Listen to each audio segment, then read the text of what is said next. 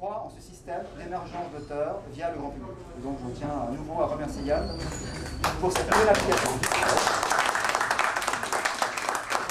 Donc, je te laisse remettre les prix. Un peu comme grand. On commence par le gagnant peut-être. Alors, pour dire, c'est un oui. Non, mais c'est pour le bonheur d'avoir de dire le prix du gagnant Régal. Alors, chers amis, donc nous nous renvoyons pour la troisième fois, me semble-t-il, hein, la deuxième fois, c'est vrai que c'était pour la deuxième fois. Mais on est ravis que vous ayez avec nous l'année prochaine. Je suis aussi un auteur d'anticipation. D'une année sur l'autre, moi je vois se dessiner un style littéraire typique du prix Géo, c'est-à-dire la fiction mêlée à la grande histoire. Et c'est vrai que les romans récompensés, à chaque fois, illustrent à la perfection cette, cette espèce de parfaite réussite, parfait alliage entre ce qu'on invente et ce qu'on va puiser dans la documentation. C'est particulièrement vrai pour le petit homme de Pierre Vabre, à qui je serre la main. Donc il retrace l'histoire de la guerre du Vietnam par les yeux d'un jeune Viet Cong.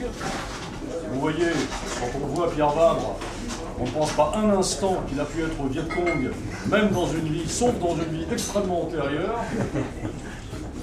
Et c'est formidable parce que il est sûr que notre vision de la guerre du Vietnam, enfin je me rappelle quand on en parlait chez moi, c'était le Viet Cong incarné, grosso modo le méchant, l'empêcheur de tourner en rond, et le Viet Minh était celui qui, aux côtés des Américains, allait peut-être réussir à rétablir le bien, et un bien avec une vision catholique du bien, une vision très occidentale du bien, dans un pays qui cherchait tout simplement à obtenir son indépendance par lui-même. Ce qui est formidable dans le livre de Pierre Vabre, c'est qu'on s'en rend parfaitement compte que le Viet Cong, sur le plan humain, sur le plan moral, est largement aussi valeureux que n'importe qui, et qu'il lui a fallu un courage absolument fou pour prendre les armes contre un occupant aussi puissant que l'était l'Amérique à cette époque-là. Il n'y a pas que ça d'ailleurs dans le roman de Pierre Vabre, il y a aussi de belles histoires d'amour. On sent que Pierre Vabre est amoureux des femmes, et sa description d'une en particulier, et sa description de la femme, qui ce sont des descriptions très osées, très abandonnées.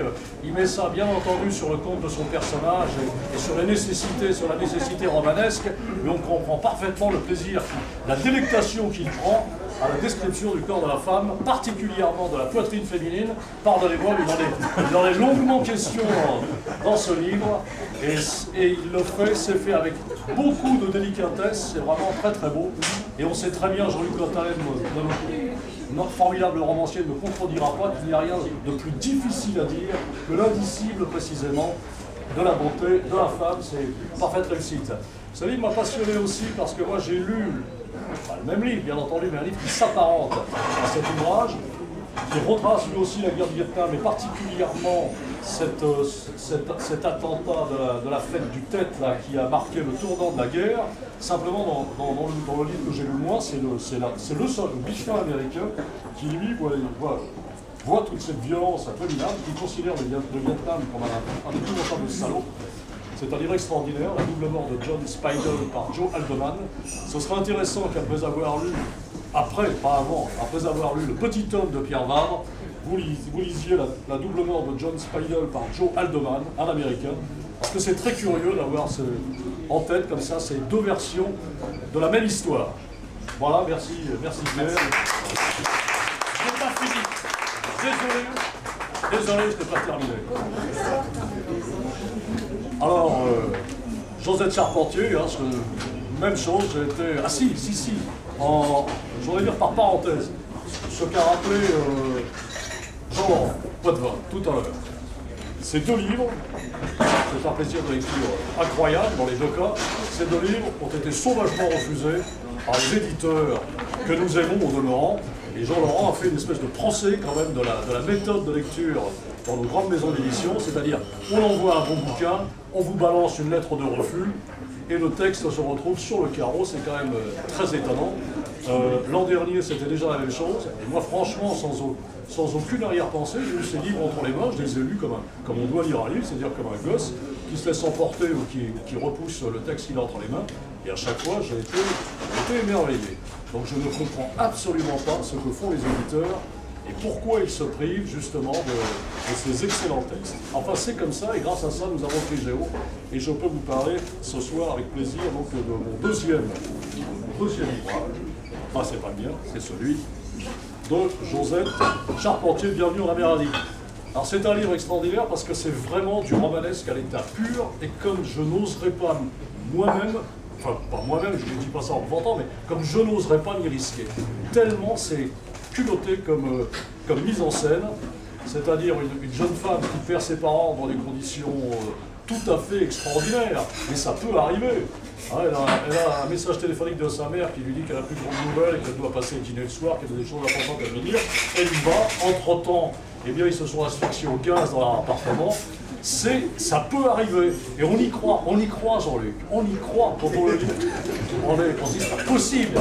Et puis si on se met on est en empathie avec elle, on est en deuil avec elle, et on n'a qu'une envie, c'est de savoir la suite. Ben, la suite, c'est qu'elle s'aperçoit, mais je ne vais pas vous dévoiler tout le bouquin, rassurez-vous, parce qu'elle a 500 pages, on s'aperçoit qu'en réalité, elle a été adoptée par ses parents, ce qui est évidemment, ce qui est extrêmement émouvant, et elle l'ignore, et elle va souhaiter retrouver ses vrais parents, ses parents biologiques, ou en tout cas l'histoire de cette adoption dont elle ne sait strictement rien.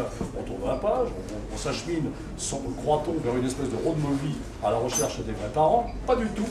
Là, on est dans un pays dont on n'a absolument pas entendu parler. Juste là. On est à Santa Fe quand même. On est à Santa Fe. Là, se déroule une fête. Il y a une jeune fille qui est très attirante, qui s'appelle Marisol. La Marisol, on ne la voit pas longtemps, car quelques pages plus loin, elle doit se faire opérer. Elle subit une transplantation cardiaque dans des conditions tout à fait étranges, secrètes et mystérieuses. On se rend compte qu'on est dans un pays de salopards d'Amérique du Sud et que cette jeune fille est au centre d'un infâme complot. Chapitre suivant, on retrouve Marius qui, elle, pour d'excellentes raisons que je ne décrirai pas, arrive en Amérique du Sud parce que c'est là-bas que se joue l'histoire de ses origines. Et on va s'apercevoir que la jeune fille opérée et la jeune fille non opérée, mais à la recherche de ses origines, sont deux sœurs jumelles. Et on a dit à la première que sa jumelle était décédée à la naissance, ce qui n'est absolument pas vrai. À partir de là, on s'embarque dans un roman qui va de rebondissement en rebondissement. À chaque fois, on a peur pour l'auteur, autant pour les personnages, et on rebondit parfaitement bien. Et on arrive à la fin du livre absolument stupéfait, avec des histoires d'amour qui se sont entremêlées dans tout un... Enfin, j'arrête. Mais non, c'est vraiment très très bien. Bravo, merci Josette Charpentier.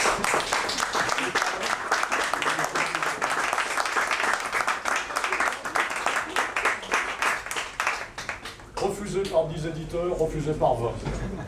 Incroyable. L'année prochaine, on essaie de trouver des refusés par 30. On va essayer avec tout. Ok, bah écoutez, on retourne au champagne. Merci. Merci beaucoup, merci.